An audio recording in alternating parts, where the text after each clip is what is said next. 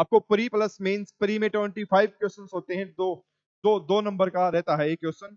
50 plus 90 140 marks आपके मेरे हाथों में होंगे, जिसकी बेहतरीन तैयारी। और जो कोई बच्चा अदर एग्जाम्स की तैयारी कर रहा है भाई, उनकी तैयारी मतलब वेटेज एग्जाम में वैसे एक बार आप क्वेश्चंस कर लोगे, दोबारा मैं कहता हूँ उस टॉपिक को सिर्फ रिवाइज कर लेना, कहीं इधर उधर भागने की जरूरत ही नहीं पड़ेगी कि आज इससे पढ़ लिया आज उससे पढ़ लिया। इतनी बेहतरीन तरीके से आपको रीजनिंग करवाई जाएगी। फर्स्ट क्वेश्चन आपके सामने देखिए एक बार कैसे अप्रोच रहेगी इसको करने की।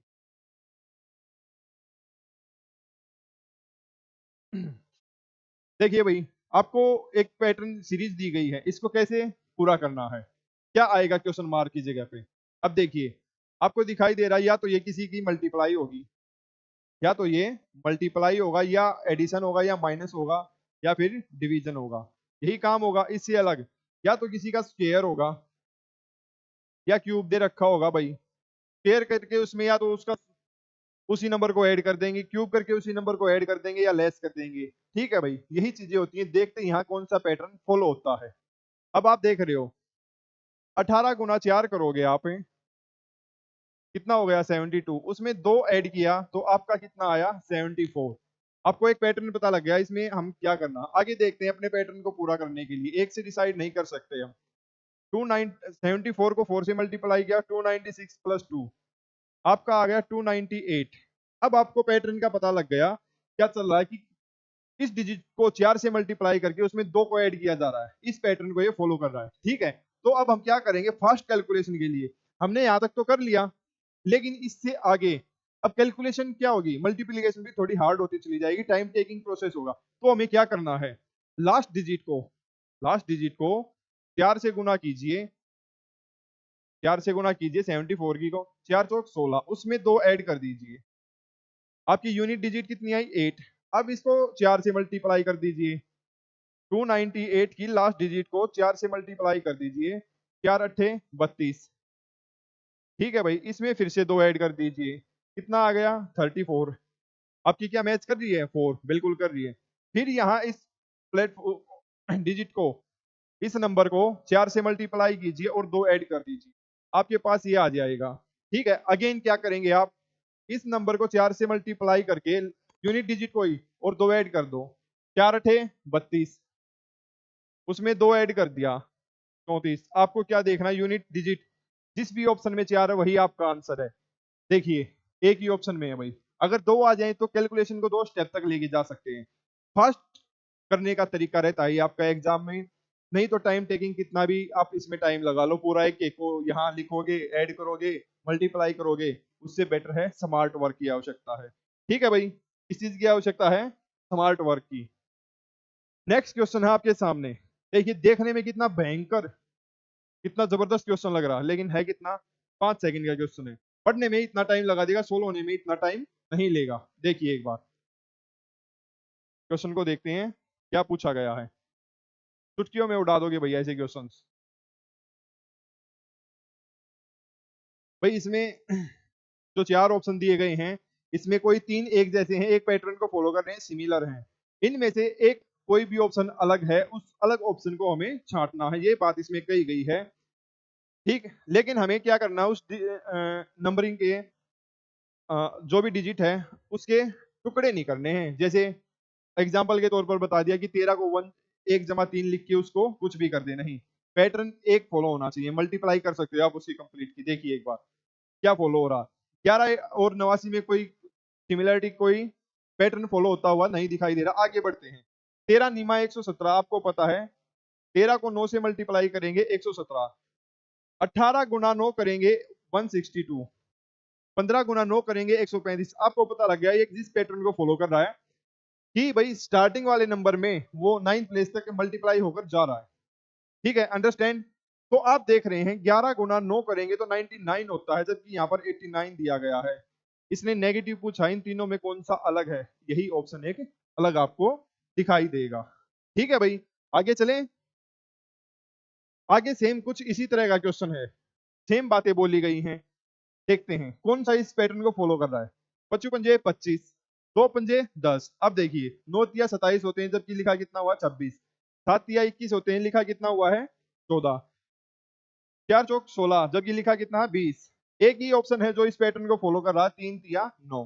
ठीक है भाई, यानी पहले 2 की गुना उसके तीसरे अंक को डिसाइड कर रही है। ठीक है भाई, अंडरस्टैंड। ऐसे क्वेश्चन आपके एग्जाम में पूछे जाते हैं। ये आपका सीजीएल मेंस में आए हुए क्वेश्चन है। ये आपका 2023 सीजीएल टायर 2 में अक्टूबर में आया हुआ क्वेश्चन है। सीटिंग अरेंजमेंट देखिए एक बार, सीटिंग अरेंजमेंट सिर्फ ये आपको चीजें बताई जा रही हैं कि आपको कैसे चीजें कराई जाएंगी, कैसे आपको समझ में समझाने के लिए बेसिक जानकारी दी जा रही है अभी। बाकी डिटेल डिस्कशन आपको जब टॉपिक स्टार्ट होगा तब दिया जाएगा, अच्छे से तब करेंगे। यहाँ सिर्फ एक अप्रोच की हम या फिर मैं ऐसे क्लास पढ़ाने वाला हूँ। ठीक है भाई, देखिए 7 पीपल हैं, A B C D E F G. ये एक सीधी रेखा में बैठे हैं। ये भाई एक सीधी रेखा में बैठे हैं, नॉर्थ की तरफ फेसिंग है। ये नॉर्थ लगा लो, नॉर्थ की तरफ फेसिंग है। अब इन्होंने क्या कहा, जैसा क्वेश्चन में बोला जाए वैसा करते चलना, अपने पास से अपनी मर्जी से किसी को भी कहीं नहीं बिठा देना। ये हो गया आपकी लेफ्ट साइड और ये हो गई आपकी राइट साइड। 7 बंदे बिठा दो भाई, 2 यहाँ बैठा दो बीच में, 2 यहाँ, देखो हो गई 3 4 और 3 7। अब क्या कहा गया वो देखते हैं, क्वेश्चन पर देखते हैं क्वेश्चन में क्या बोला गया है। Only 3 people sit to the left of D. D के लेफ्ट में कहीं डी बैठा है, बीच में बैठा लो भाई डी को। 3 बंदे बैठे हैं, ये बैठा दिए भाई, इतनी सीट थी, इतना स्पेस था, बैठा दिए। Only 2 people sit between D and A. भाई जहां डी बैठा है, या तो इसके इस तरफ 2 बंदे छोड़कर कहीं ए बैठा है, या यहाँ कहीं ए बैठा है। आपको ये नहीं बता कि एक्यूरेट ए लेफ्ट में बैठा है या राइट में बैठा है। डी और ए के बीच में 2 बंदे बैठे हैं। आगे कहता है B sits fifth to the right of C. कहीं सी बैठा है, उसके राइट में फिफ्थ कौन बैठा है, बी। 4 बंदे हैं यानी उसके बीच में। अब कहां बैठा सकते हो भाई, यहां बैठाओगे तो इधर भाग जाएगा, जगह ही नहीं है इतनी। तो आप सी को ऐसी प्लेस पे रखो जहां उसके बीच में 4 बंदे आराम से आ जाएं। मान लो आपने सी को यहां बैठा दिया, सी को बैठा दो भाई यहां पर। आपने सी को यहां बैठा दिया, इसके बीच में 5 बंदे, 1 2 3 4 5, यहां पर कहीं आपका बी आ जाएगा। इट मींस अभी भी एक ही सिचुएशन आपको क्लियर नहीं है, परंतु आप अज्यूम कर सकते हैं कि अगर सी यहां बैठा है तो नेचुरल सी बात है ए यहां नहीं बैठा होगा। आगे देखते हैं, D sits to the immediate right of E. D जो है वो ई के इमीडिएट राइट बैठा है। अब यार एक चीज देखो भाई, यहां तो स्पेस ही नहीं है कि उसके एकदम दाहिनी तरफ ई बैठ सके, तो यहाँ यहाँ कहीं बैठा होगा जी। इसके इमीडिएट राइट में कौन बैठा है, ई। आगे क्या कहता है, but somewhere to the left of A. भाई ए के लेफ्ट में कहीं ना कहीं कौन बैठा है फिर, ई। जी के तो राइट में बैठा है, ठीक है, परंतु ए के कहीं लेफ्ट में बैठा है। ये नहीं कहा कि इमीडिएट बैठा है या दूसरे स्थान पर कहां बैठा है। तो हमें एक चीज और पता लग गई कि ए बैठा है यहां पर, और इनके यहां बीच में कहीं ये ई बैठा है। अब बचता कौन है, एक एफ, वो एफ यहां बैठा है। डी और ए के बीच में 2 बंदे भी हो गए। फॉलो हो गया पैटर्न, कहीं कोई गड़बड़ भाई ना समझ में आया हो। क्या कहता है, who is the extreme right. सबसे राइट में कौन बैठा है, आपका ए बैठा है भाई, आपके सामने है कैसे बैठा है। ठीक है भाई, समझ में आ गया।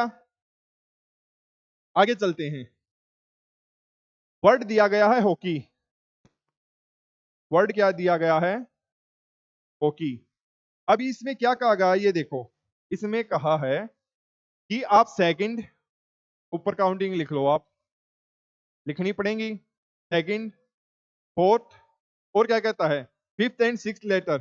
फिफ्थ एंड सिक्स्थ लेटर इनका प्रयोग करके आप कितने मीनिंगफुल लेटर्स वर्ड बना सकते हैं, सॉरी कितने मीनिंगफुल वर्ड बना सकते हैं। देखिए भाई, ओ और क्या क्या भाई, एक मिनट, सेकंड फोर्थ, ओ के